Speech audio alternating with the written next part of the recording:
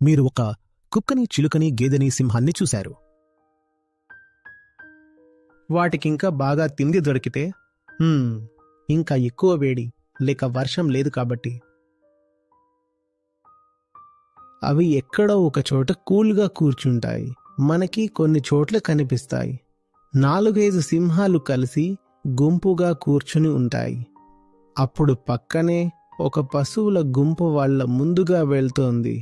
అయినా లేచి దాడి చేయాల్సిన అవసరం వాటికి అనిపించదు. ఎందుకంటే అవి సంతృప్తిగా ఉంటాయి. వాటికి కేవలం శారీరక అవసరాలు మాత్రమే ఉన్నాయి. శారీరకంగా అవి అలా నిర్మించబడ్డాయి.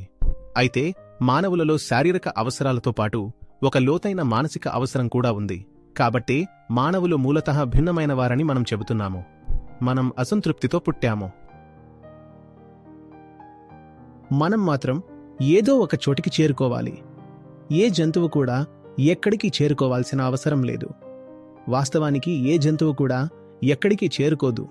ఒక కుక్క కుక్కగానే పుడుతుంది, కుక్కగానే బ్రతుకుతుంది, కుక్కగానే చనిపోతుంది కదా.